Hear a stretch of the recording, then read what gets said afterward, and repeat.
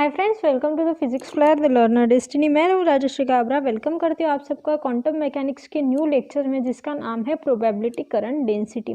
तो in this lecture we are finding out the expression for the probability current density. और उसके साथ ही अपने को क्या देखना है कि प्रोबेबिलिटी करंट डेंसिटी का जो आपको फॉर्मूला मिलने वाला है उसे आप बोलते हो इक्वेशन ऑफ कंटिन्यूटी भी। ओके, तो जो आप प्रोबेबिलिटी करंट डेंसिटी निकालोगे तब आपको एक इक्वेशन मिलेगा और उसी इक्वेशन को आप क्या बोलोगे, इक्वेशन ऑफ कंटिन्यूटी। और ठीक है, कंटिन्यूटी का इक्वेशन भी आपको क्या मिल रहा है, साथ में फ्री मिल रहा है यहाँ पर। ओके, तो बिना टाइम वेस्ट किए चलिए स्टार्ट करते हैं। तो let's get started guys. Now अब प्रोबेबिलिटी करंट डेंसिटी जो होती है, अब आपको पता है कि प्रोबेबिलिटी क्या होती है। आपको ये तो पता है कि if there is a particle, एक पार्टिकल है जो कि मूविंग है तो उसके साथ एक वेव एसोसिएटेड होंगी, ये आपको पता है। अब अपन ने जब वेव पैकेट और वेव फंक्शन पढ़ा था तब अपन ने ये देखा था कि ये जो वेव होती है वो अकेली होती है क्या, नहीं, ग्रुप ऑफ वेव होती है और आपको एक वेव पैकेट मिलता है in this form. Okay, in this form आपको एक वेव पैकेट मिलता है। ओके, अब ये जो वेव पैकेट है इसमें पार्टिकल कहाँ होगा, इसमें particle, where is the particle located, यहाँ पर है, यहाँ पर है, यहाँ पर है, यहाँ पर है, कहाँ पर पार्टिकल है ये अपने को समझना ज़रूरी है। तो अब अपन ने फाइंड आउट किया था कि पार्टिकल कहाँ ज़्यादा अवेलेबल मिलेगा, कहाँ पर उसकी प्रोबेबिलिटी ज़्यादा रहने की होगी, जहाँ पर आपको हाईएस्ट पिक मिलेगा, मतलब जहाँ पर आपको हाईएस्ट पिक मिलेगा वहाँ पर उस पार्टिकल के रहने की प्रोबेबिलिटी ज़्यादा है। मतलब प्रोबेबिलिटी मीन्स वहाँ पर रहने की उसकी हिंदी में क्या बोलेंगे उसे, शक्यता ज़्यादा है। ओके, अब मुझे परफेक्ट वर्ड नहीं याद आ रहा है, मीन्स आपको समझना चाहिए कि अगर एक बॉक्स है, ओके, तो इस बॉक्स में एक कोई भी बॉल मैंने डाल दिया। ओके, मैंने वो बॉल बीच में से डाला तो उसकी जो प्रोबेबिलिटी है वो उस बॉक्स में कहाँ पर भी हो सकती है ना, इधर भी पड़ सकता है, इधर भी गिर सकता है, इधर भी गिर सकता है, इधर भी गिर सकता है।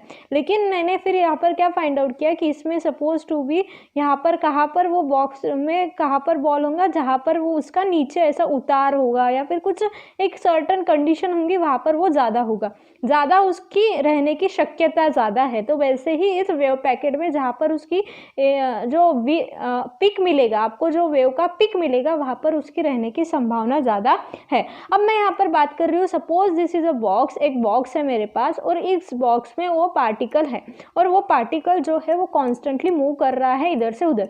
अब वो मूव कर रहा है मीन्स क्या, उसके साथ एक वेव पैकेट होगा। अब वेव पैकेट होगा तो वो जो इलेक्ट्रॉन है उस वेव पैकेट में कहीं पर भी हो सकता है, एंड मोस्टली ऐसा बोल सकते हैं कि जहाँ पर पिक है, जहाँ पर उस वेव का पिक है वहाँ पर वो जो पार्टिकल है, जो कुछ भी वो पार्टिकल है वो रहेगा। लेकिन जब वो पार्टिकल मूव कर रहा है तो वेव भी मूविंग है। अब वेव भी मूव कर रही है, पार्टिकल भी मूव कर रहा है, तो फिर वेव क्या कर रही है, आगे पीछे हो रही है। मतलब उसका जो पिक है वो कभी आपको यहाँ पर मिलेगा तो कभी यहाँ पर भी मिल सकता है, कभी यहाँ पर भी मिल सकता है। तो उसकी जो प्रोबेबिलिटी है वो चेंज हो गई। तो करंट प्रोबेबिलिटी डेंसिटी मतलब एट दिस पॉइंट, अब इस पॉइंट पर आपको प्रोबेबिलिटी क्या मिल रही है एट दिस टाइम, ये जो वेव है वो कहाँ है और वहाँ पर आपको कहाँ पर उसकी प्रोबेबिलिटी मिल रही है वो अपन देखेंगे। और इक्वेशन ऑफ कंटिन्यूटी भी कैसे आएगा वो सब अपन देखेंगे, जब मैं सॉल्व करूँगी फिर आपको समझ में आ ही जाएगा और आगे की बात। ओके, तो बिना टाइम वेस्ट किए अपन अब स्टार्ट करेंगे अपनी इक्वेशन के, और कि मैथमेटिकल इक्वेशन जो है आपका वो सॉल्व करना है आपको। तो फर्स्टली अपन लेंगे स्कॉरेंजर इक्वेशन।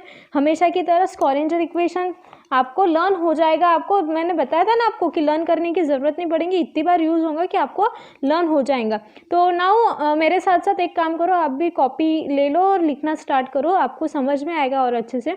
कंसिडर अ स्कॉरेंजर इक्वेशन, आप क्या करोगे, कंसिडर करोगे स्कॉरेंजर इक्वेशन, कौन सा, टाइम डिपेंडेंट वाला। ओके, फिर आपके पास क्या है Schrodinger equation, I H cross dough by dough T, मतलब del by del T psi of are comma T, where psi of are comma T क्यों लिखा है, psi is the function of R and T. Okay, minus H cross square by 2m।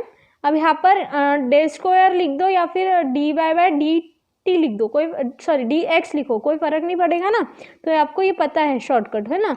तो फिर यहाँ पर हो जाएगा psi of are comma T. Okay, ये समझा आपको, this is your equation number first. अब इसका कॉम्प्लेक्स कॉन्जुगेट लेना है। अब कॉम्प्लेक्स कॉन्जुगेट लेना है तो आप सभी को पता है कि कॉम्प्लेक्स कॉन्जुगेट अपन क्या करते हैं, जो आई की जो वैल्यू है, जो आपके पास इमेजिनरी नंबर है उसे आप क्या कर देते हो, माइनस कर देते हो, और साई को क्या कर दोगे, साई को कर दोगे आप साई स्टार और आई को कर दोगे माइनस आई। तो तब आपका हो जाएगा कॉम्प्लेक्स नंबर। तो दिस इज योर इक्वेशन 1। फिर complex conjugate of Schrodinger equation, आपके पास स्कॉरेंजर इक्वेशन का कॉम्प्लेक्स कॉन्जुगेट क्या होगा, minus i H cross dough by dough t psi star of are comma t equals to minus H cross square by 2m del square plus v, इसमें कोई changes नहीं आएगा। Okay, फिर यहाँ पर होगा psi star R comma T. This is your complex conjugate, समझा। This is your equation number 2। अब हियर जो v है, ये जो आपका v है, v को अपन ने क्या कंसिडर किया है, real. v is real, v जो है वो इमेजिनरी नहीं है, रियल है। अब v क्या है आपका यहाँ पर, potential energy. v is what, our potential energy, समझा आपको। अब अपन क्या करेंगे, जो अपना फर्स्ट इक्वेशन है, इक्वेशन फर्स्ट को मल्टीप्लाई करेंगे साई स्टार से, multiplying equation 1 with psi star and equation 2 को क्या करेंगे, एंड इक्वेशन 2 विथ साई, समझा। अपन क्या करेंगे, मल्टीप्लाई करेंगे इक्वेशन 1 को साई स्टार से और मल्टीप्लाई करेंगे इक्वेशन 2 को विथ साई। ओके, समझा। अब फिर यहाँ पर क्या हो जाएगा, इक्वेशन 1 बिकम, इक्वेशन जो 1 है वो आपके पास मिलेगा i H cross dough by dough t psi of are comma t psi star, okay, equals to minus H cross, अब यहाँ पर क्या होगा, साई स्टार आ गया यहाँ पर, psi star h cross by 2m del square plus v psi of are comma T. This is your equation number what, 3, समझा। अब ये आपका लिख लिया है, मेरे पास प्लेस नहीं है, मुझे ऊपर का इरेज करना पड़ेगा। ओके, फर्स्ट इक्वेशन आपको समझा, सिर्फ क्या किया आपने, साई स्टार से मल्टीप्लाई कर दिया। अब सेकंड इक्वेशन को आपको क्या करोगे, साई से मल्टीप्लाई करोगे। ओके, तो साई से अगर मैंने सेकंड इक्वेशन को मल्टीप्लाई किया तो आपके पास क्या मिलेगा, अब मैं इरेज कर ले रही हूँ, है ना। तो अपने जो इक्वेशन नंबर 2 है उसका इम्प्लाइज हो जाएगा, equation 2 implies psi of i H cross del psi star by del t equals to psi minus H cross square by 2m del square plus v psi star of are comma T. This is your equation number 4, समझा यहाँ तक, all clear है। अब ये आपका equation 4 मिल गया। अब equation 4 मिलने के बाद अपन क्या करेंगे, सब्ट्रैक्शन करेंगे 3 minus 4, equation 3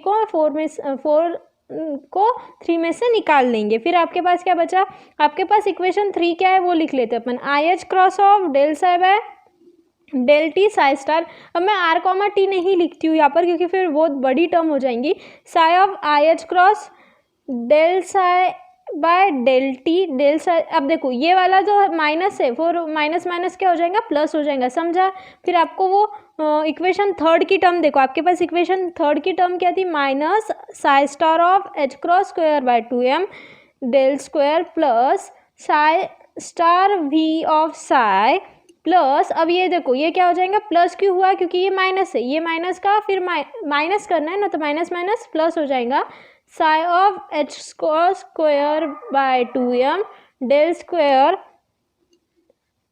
Sai star plus psi of v of psi star. अब यहाँ पर मैंने और एक काम क्या किया, इस साई को अंदर मल्टीप्लाई कर दिया, इस साई को भी अंदर मल्टीप्लाई कर दिया, मीन्स अच्छे से उसको सॉल्व कर लिया। ओके, तो आपको यहाँ पर एक चीज़ दिख रही है कि ये देखो आपको यहाँ पर क्या दिख रही है, यहाँ पर क्या होगा, माइनस होगा, क्योंकि यहाँ पर प्लस था, यहाँ पर प्लस है ना, तो फिर माइनस प्लस माइनस हो जाएगा, तो ये आपको यहाँ पर क्या मिलने वाला है, माइनस मिलने वाला है। आप ना लिखना स्टार्ट कर दो मेरे साथ ही, क्योंकि अगर आप नहीं लिखोगे ना तो फिर ऐसे आपको समझेगा नहीं कौन सी मेथड कहाँ से है। अभी आपको थोड़ा कंफ्यूज हो गया होगा कहाँ से है ना।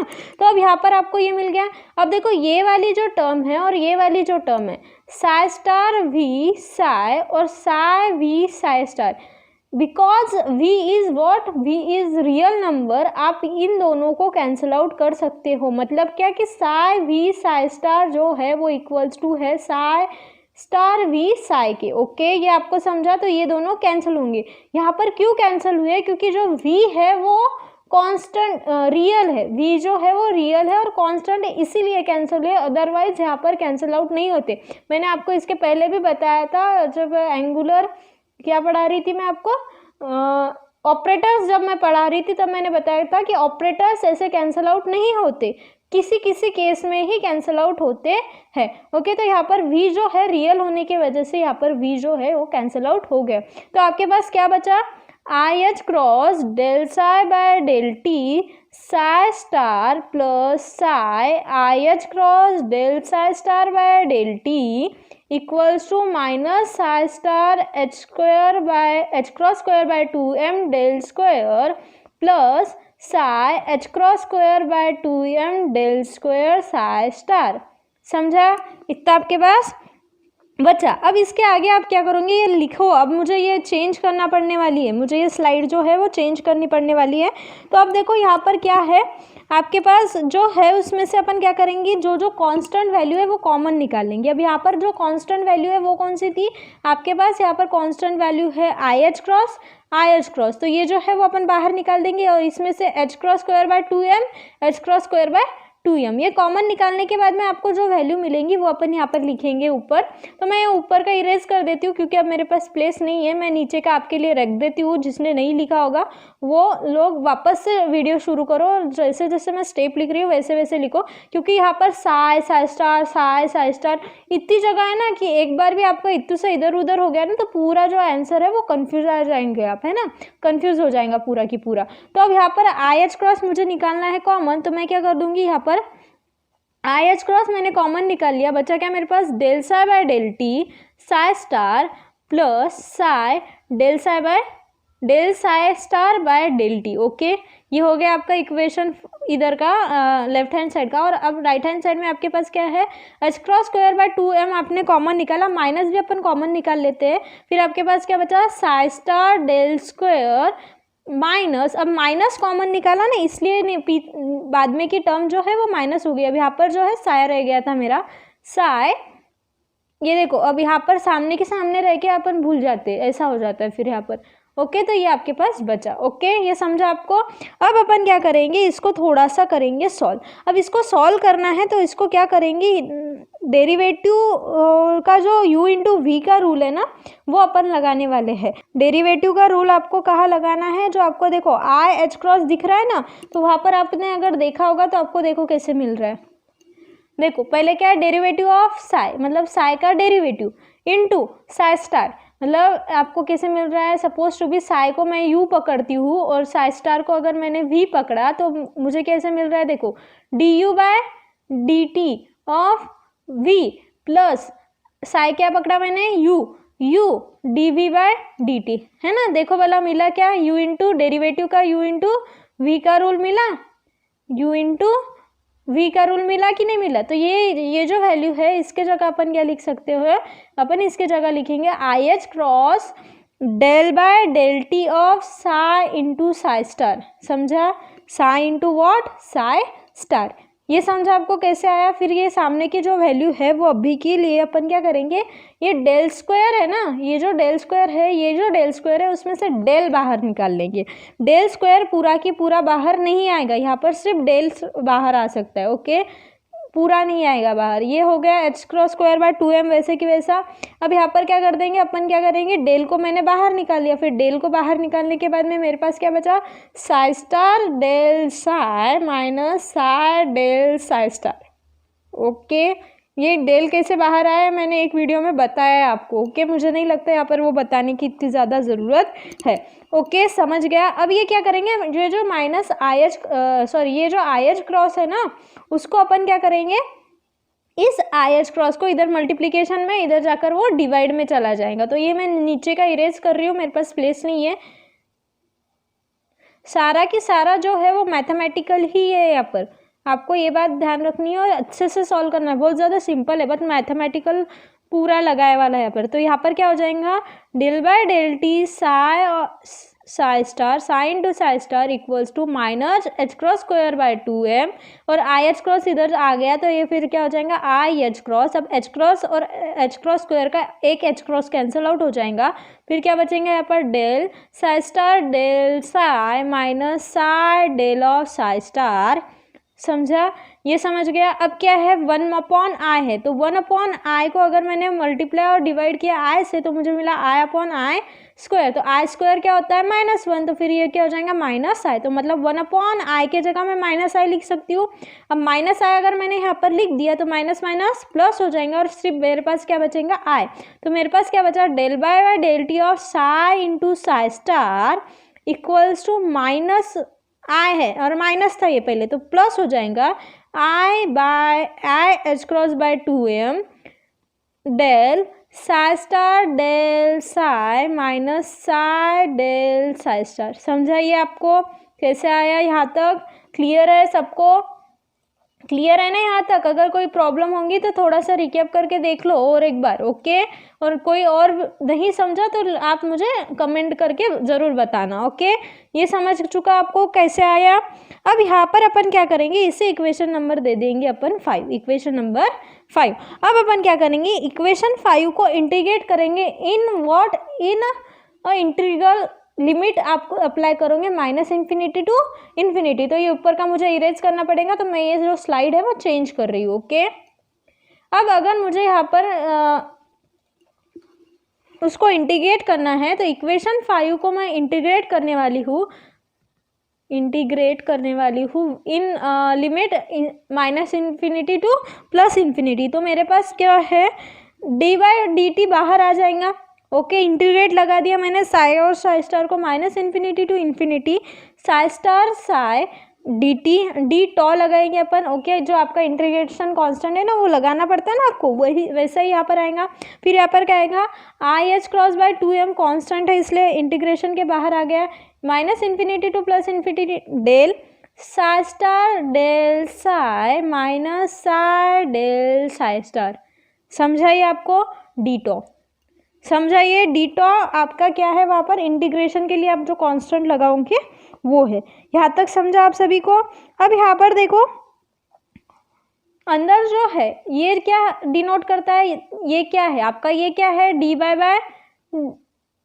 मतलब ये आपका क्या शो करता है, this shows the derivative, okay. और ये क्या है, इंटीग्रेशन है, तो integration and derivative get cancel, integration और डेरिवेटिव कैंसिल हो गया। अब यहाँ पर आप बोलोगे इंटीग्रेशन और डेरिवेटिव क्यों नहीं कैंसिल हुआ, क्योंकि ये t से है, विथ t है, और ये क्या है, x से, ये क्या है, x है, integration with respect to x, और ये क्या है, t है, इस वजह से ये कैंसिल आउट हुआ, ये कैंसिल आउट नहीं हुआ।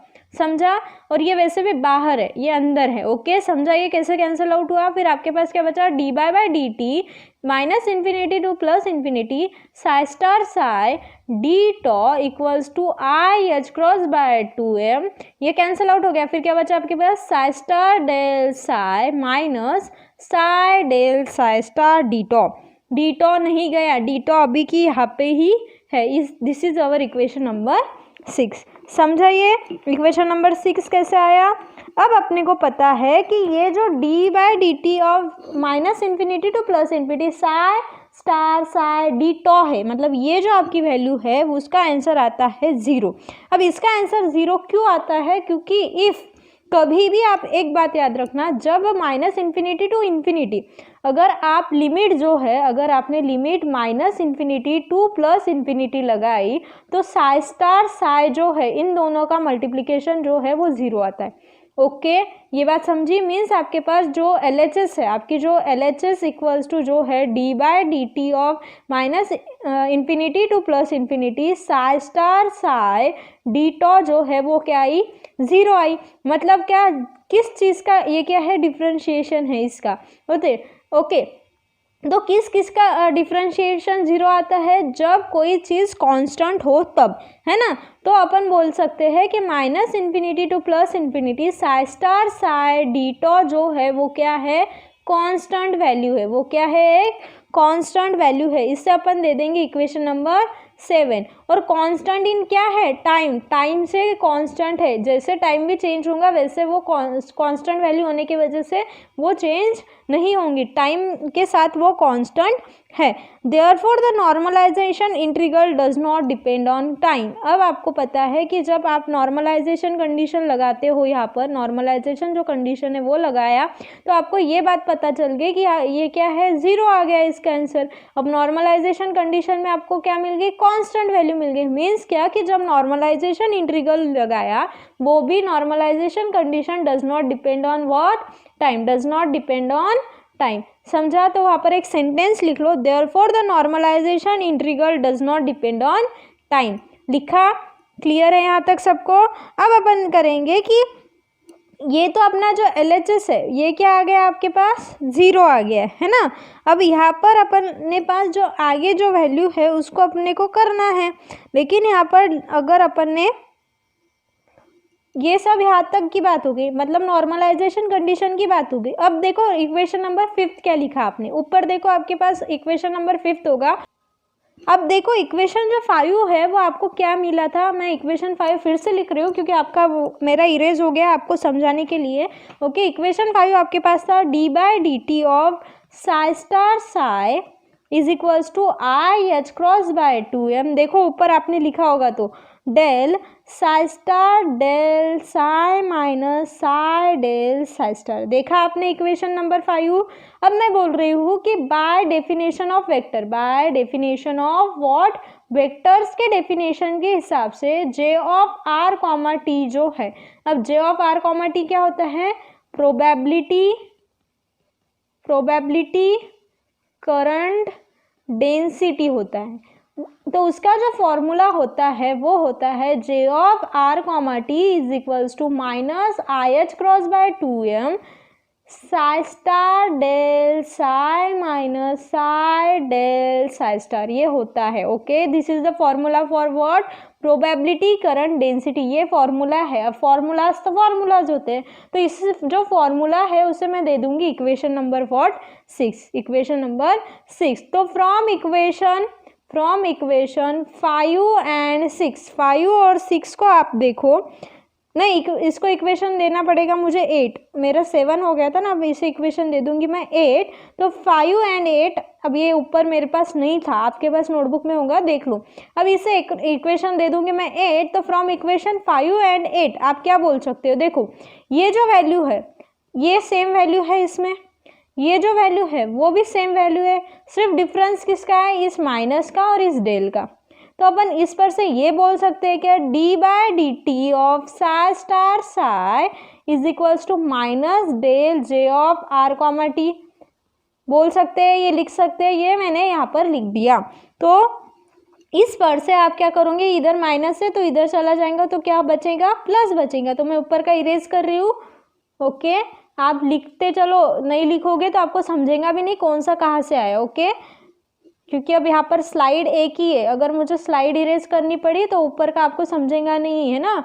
तो आप नोट डाउन कर सकते हो, तो नोट डाउन करोगे तो आपको अच्छे से समझ आएगा कहाँ पर से क्या आया। ओके, तो अब ये जो आपके पास इक्वेशन मिला उसे मैं क्या कर रही हूँ, इधर माइनस को प्लस कर दे रही हूँ, तो फिर वो मेरे पास क्या हो जाएगा, d/dt of psi star psi is equal, ये प्लस हो जाएगा इधर, plus del j of r comma t is equals to what, 0। तो दिस इक्वेशन, ये जो इक्वेशन है वो आपका क्या शो करता है, equation of continuity, equation of continuity. Okay, equation of continuity. अब ये जो इक्वेशन है वो आपको शो करता है कि जो प्रोबेबिलिटी करंट डेंसिटी है वो neither be created nor be destroyed, जैसे वो फॉर्मूला होता है ना कंजर्वेशन लॉ, सिंपली ये क्या शो करता है, कंजर्वेशन लॉ, सिंपली ये क्या शो करता है, कंजर्वेशन लॉ।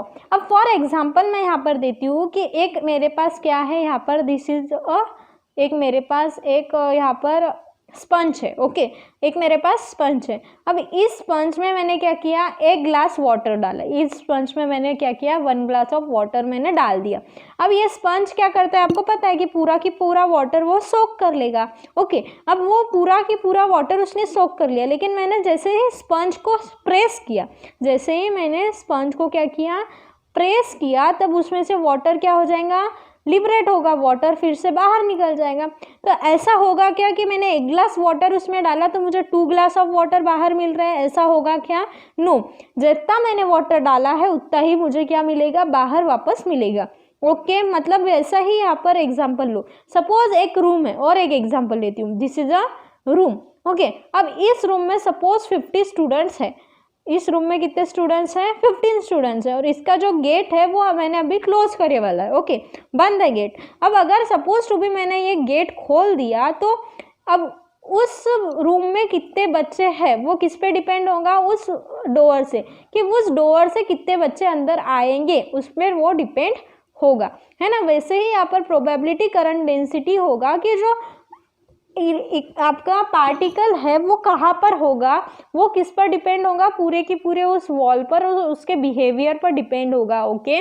और यहाँ पर एक बात है कि जो पिक आपको लार्जेस्ट पिक मिलेगा वहाँ पर ही उसकी प्रोबेबिलिटी जो है वो मैक्सिमम मिलेंगी, लेकिन जैसे जैसे वो पिक हलेगा वैसे वैसे उसकी प्रोबेबिलिटी भी हलेगी।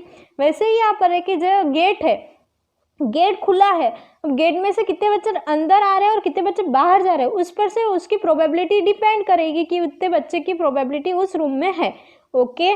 तो वो सब डिपेंड करेगा। तो this is all about the probability current density. I hope आपको पूरा मैथमेटिकल स्टफ समझ में आ गया होगा। और आप एक काम करो, लिख लो, अगर आपने नहीं लिखा होगा तो रिकैप करो, पूरा की पूरा वीडियो जो है वो फिर से देखो और आपको अच्छे से समझ में आएगा। तो thank you very much for watching this video. मिलते हैं नेक्स्ट वीडियो में, जहाँ पर अपन बात करने वाले हैं एक्सपेक्टेशन वैल्यूज़ के बारे में, ओके। तो मिलते हैं नेक्स्ट वीडियो में, तब तक के लिए thank you very much for watching this video. And ऐसे ही फिजिक्स लैर को प्यार देते रहिएगा और सब्सक्राइब करिएगा चैनल को, और उसके साथ ही शेयर ज़रूर करिएगा आपके फ्रेंड्स में, ओके। तो मिलते हैं नेक्स्ट वीडियो में।